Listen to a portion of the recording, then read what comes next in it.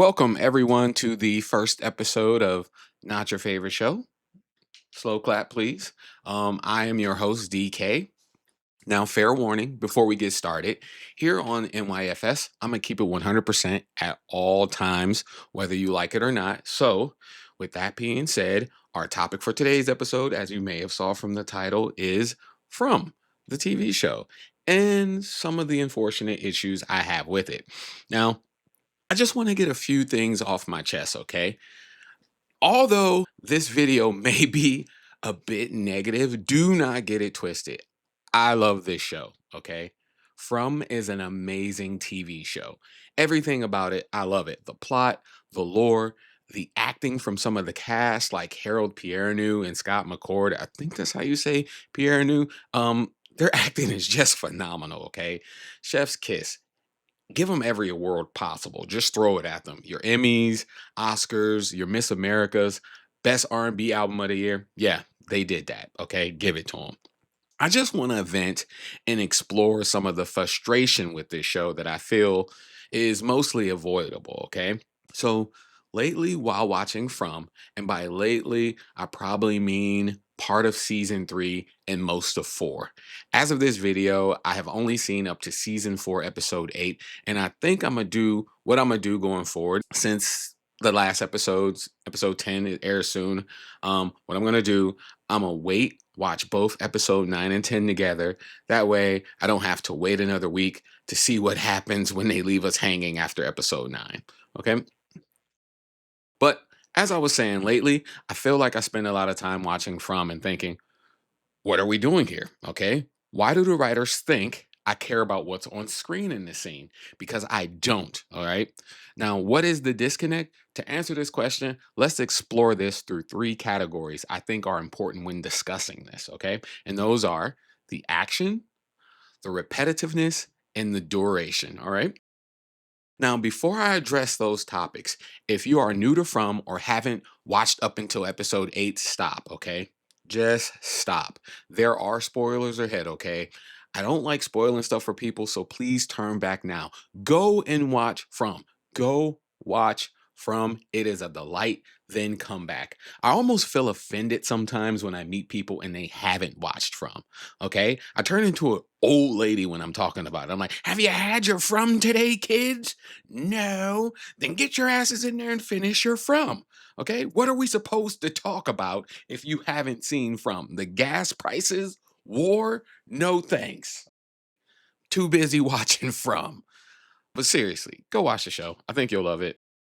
If you haven't seen the show at all and you want to continue watching, let me give you a small summary of the plot. So at this point, again, you have been warned, spoilers ahead. Now, the show opens up with the family on a road trip, and at some point during their drive, no matter where they are in the US, the travelers, whether they're a family, friends, or just acquaintances on a road trip, they end up having their trip obstructed by a large tree in the road. They soon get out of their cars to investigate, and here comes a murder of crows. The crows are creepy as hell. Everyone agrees, and they say, let's get the hell out of here. Let's head back and backtrack and maybe see if we can find a way around this tree. Solid plan, right? However, when they turn around, the travelers enter into a town they didn't pass through before they ran into a tree. It's at this point, it is over, okay? It is up because unbeknownst to the travelers, they have somehow been warped to this town that no matter what road they take and how long they drive, they will always circle back to this ran down town. Okay. And the inhabitants of this town, who we can only believe have had the same experience as our newcomers, have to stop the newcomers and explain to them that they are no longer in Kansas, baby. All right. And some of the leaders of the town try to explain to the travelers that this funky, courage the cowardly dog, nowheresville type town is now your new permanent residence, okay? And on top of that, Playboy, if you don't get your ass out of your busted ass vehicle and hide before nightfall, creatures that look like you, talk like you, and maybe even dress like you are going to eat you. Literally. Guts, ass, and all. Straight gore type shit. Now, as a viewer, I'd have to admit, when it comes to the gore, I love it. Absolutely love it. It's a delight, okay? But funny enough, I've tried watching one of those Japanese gore like horror films. No, not for me, okay? Even I have a limit and I love horror stuff. But that film, I forget what it was called. They must have like duct tape a prop knife to a camera because the opening scene was like a POV shot of the victim being, taken out via her eye slowly with the knife. It was ugh, no, no. I saw the opening title in like 2 seconds of that and it was over. I couldn't do it. Nope, nope. But anyways, now that we've summarized the plot and established that I'm kind of a wuss, let's discuss some of my frustrations with From. Okay, our first topic, the action or the lack thereof. Because at some point, the writers decided instead of focusing on the monsters trying to lure people to open their doors or their windows at night, or and this is where more spoilers pop up. You have been warned again. Or focus more on the other entities that come up in this Nowheresville's town to terrorize people. We have to spend most of the episode listening to people do things like, I don't know, propose or drink all day or throw temper tantrums or have those Walking Dead-esque conversations like that one time Rick Grimes finally said, "We are the Walking Dead." And I was just like, yeah, great, Rick, glad you got that out of your system. You want to get back to like smashing zombies heads now and keep us entertained? Or the one time in From when everybody freaked out because Victor dug some holes. I'm over here like, look, this dude is 56 or something like that. He's been trapped here since he was about 7. Maybe digging holes is his favorite sport. You got Ethan over here bragging about the fancy internet to the man baby who's probably never seen a color TV. My point is, From has entered this strange phase of giving you tiny nuggets of interesting information or action towards the end of the episode. And the problem with that is leading up to this nugget, it's incredibly boring. Let's compare this to a show like Burn Notice. Now, I know two extremely different shows, but bear with me, please. For those of you that don't know, Burn Notice was a show back in the day about a spy who was cut off from his resources, contacts, and work history, right? So, with all those things gone, it was like he never existed. So, he could no longer do his job because he was burned, metaphorically, meaning his cover has been blown or he has been disowned by his agency. So, he goes on a 7 season long journey trying to get his life back together. He couldn't work for the government anymore, so he used his spy skills to help people in the community while he gathered clues as to who burned him and why. There was a shit ton of explosions. One time he melted a gun down to hide the evidence and save his buddy, which is like crazy. He would have never thought of that. And my favorite, blew my mind, is when this dude used phone books to make a bulletproof car. I know some of you don't know what phone books are. Yeah, I'm old, but it was impressive. I want to try that someday. I mean, you got Elon making these cyber trucks. All you had to do was throw phone books around the car, and it would have been fine. But this was top notch entertainment, okay? And at the last minute of most episodes, Michael Weston, the main character, would get a little bit closer to figuring out who burned him. You see where I'm going here? Yes, the burn notice formula got old after a while too. But Burn Notice was on network TV 20 years ago. From has so much more going for it creatively. They could do a lot more to shake things up than just have some old tired conversations and segues that we're all accustomed to. Speaking of same old, that brings us to our next issue, the repetitiveness. Oh my goodness. It is so frustrating. I can't handle it sometimes, okay? It's just, it's mind numbing. If you're like me and you've watched the series over a few times from the beginning, did you get exhausted from all the conversations that started with, "I know you're scared. I know you're scared. I'm not scared. I'm scared. I know you're scared."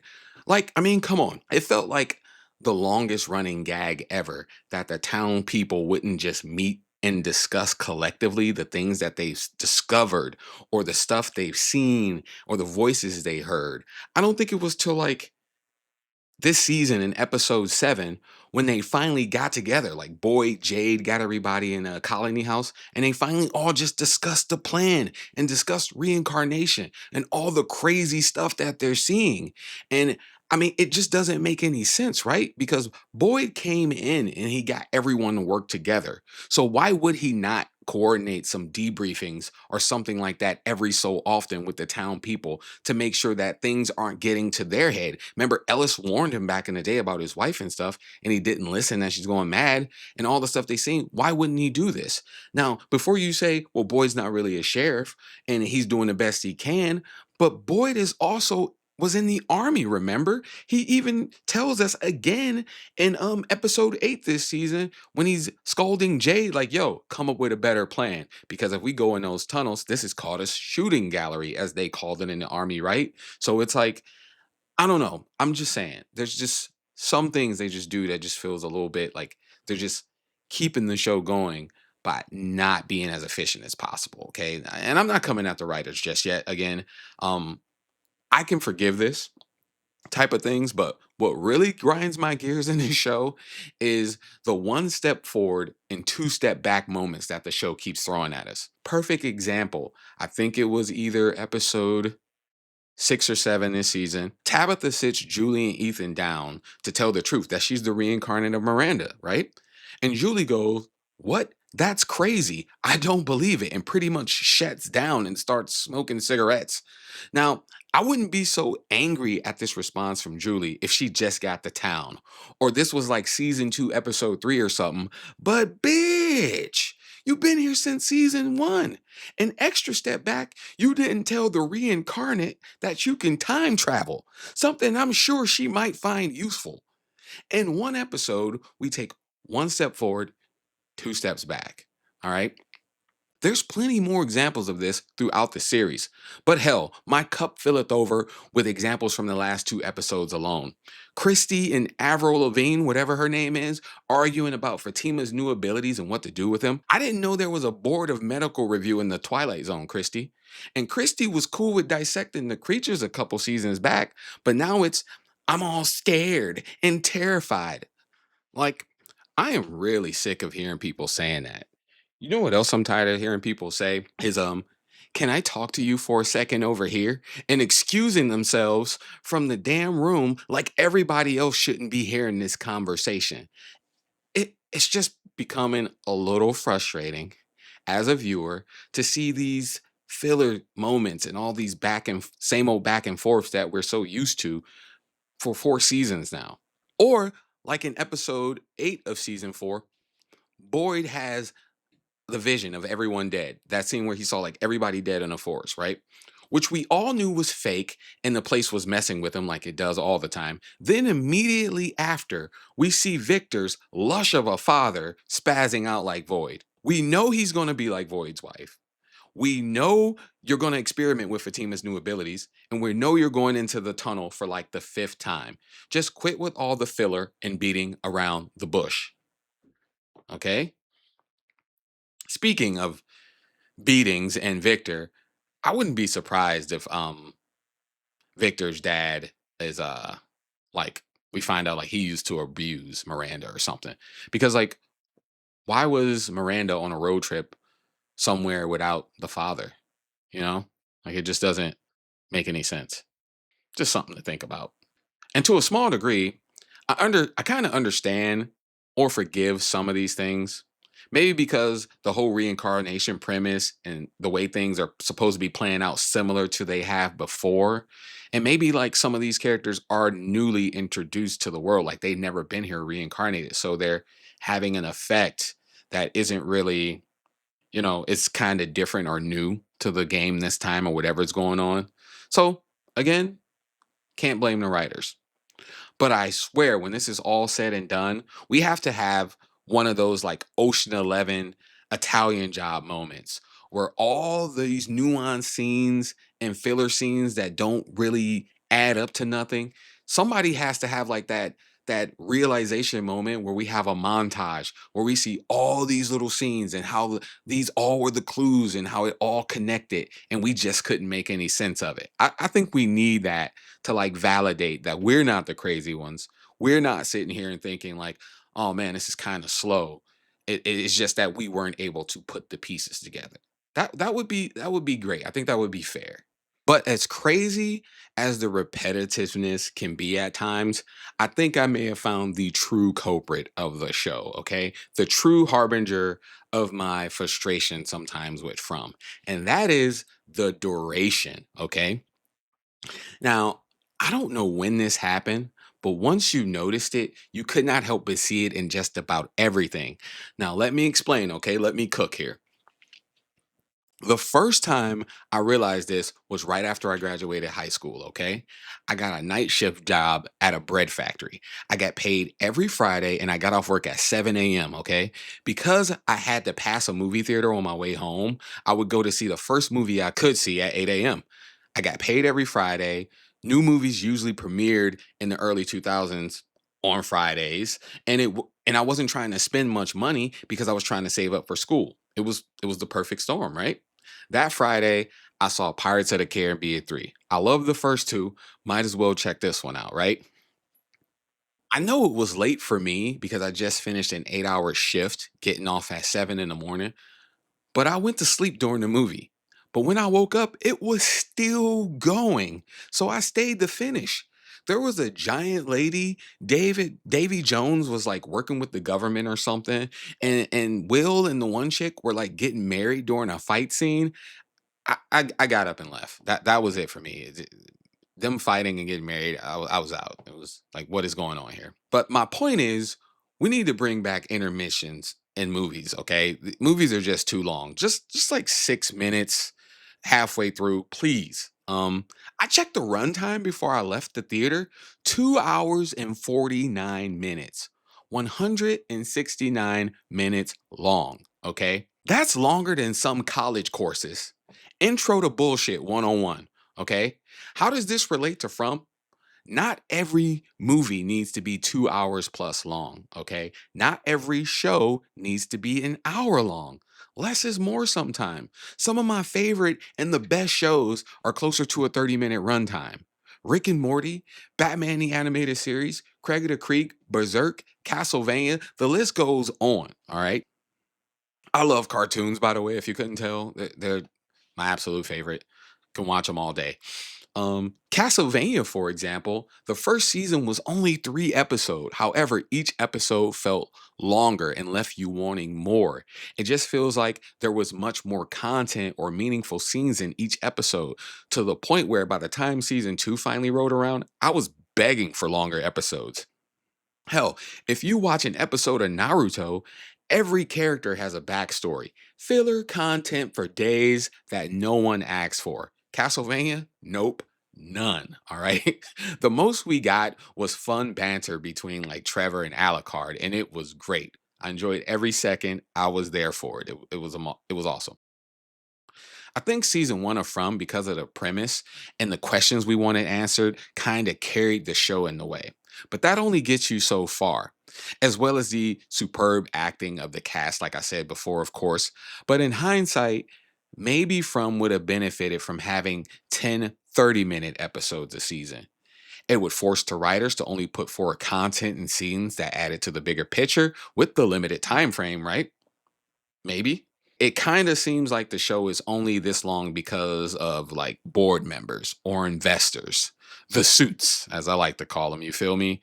The money people, you know? Why else are we getting the MGM Plus subscription every year? Hmm? For American Classic? Nope. Vanished? Nah. No, nada.